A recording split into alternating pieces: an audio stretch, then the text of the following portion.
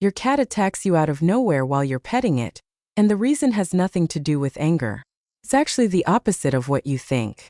And once you understand what's really going on inside your cat's head, you'll never look at your cat the same way again.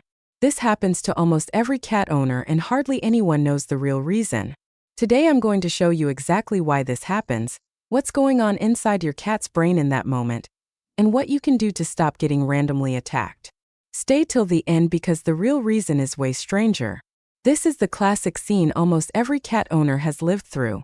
You're petting your cat, it's relaxed, purring, maybe even drooling, it's so happy. Then out of nowhere, no warning at all, it turns and bites or scratches your hand, then just walks away like nothing happened. Meanwhile, you're standing there with a scratch mark, wondering if your cat secretly hates you. A lot of people think their cat is just moody or mean. Some even think there's something wrong with its behavior. But that's not it at all. This is actually a very specific, well-documented behavior, and it even has a name: petting-induced aggression. Once you understand why it happens, it stops feeling like a betrayal and starts making complete sense. Let's break down what's actually happening. Cats are not like dogs. Dogs can usually handle long, continuous physical contact without getting stressed. Cats are different. Their bodies are wired for short bursts of interaction, not long petting sessions. In the wild, cats barely get touched by other animals for long periods, except when another cat grooms them, and even that only lasts so long before it's enough. When you pet a cat, at first it feels good. That's why they lean in, purr, sometimes even close their eyes. But here's the part nobody tells you. That good feeling has a limit. Past a certain point, the same touch that felt nice starts to feel like too much. Their nervous system gets overloaded. It's kind of like when someone tickles you. It's fun for about 5 seconds and then it starts to bother you and you just want it to stop. Cats hit that limit way faster than we expect, and since they can't say that's enough, they warn you the only way they know how, with a bite or a swipe. There's also a theory tied to their instincts. In the wild, repeated stroking in the same spot can feel similar to another animal grooming them for too long. Or it can trigger a defensive instinct, because repeated touch in one spot isn't always a friendly thing between wild animals. Their brain basically flips from "this is nice" to "this might be a threat" faster than we notice, and by the time we catch the change in body language, it's already too late.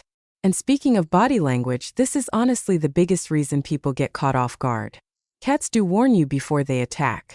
The problem is the signs are subtle, and most people never learn to spot them. Watch the tail. If it starts flicking quickly side to side, that's a sign irritation is building. Watch the ears. If they start turning sideways or flattening back, that means stress is rising. Watch the skin on their back too. Sometimes you'll see it twitch or ripple almost like a shiver. That's another sign their limit is close. Most people miss all of these signs because they're focused on how cute and calm the cat looks in that moment. By the time the cat actually bites, in its mind it already gave you 3 or 4 warnings that you simply didn't catch. And here's where it gets really interesting. Researchers who study cat behavior found something that changes the whole picture. It's not really about anger at all. In most cases, this reaction is your cat protecting itself from something that got too overwhelming, not a reaction against you specifically. It's less, "I'm mad at you," and more, "my body hit its limit and I need this to stop right now." Think of it like this. Imagine someone scratching your back and it feels amazing, but they keep going on the exact same spot for way too long.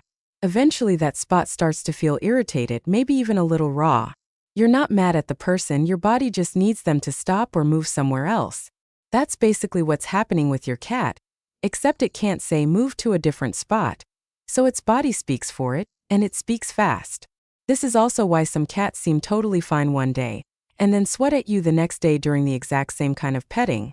Their tolerance level can change depending on mood, how much sleep they got, whether something else in the house is stressing them out, or even something as simple as a loud noise outside.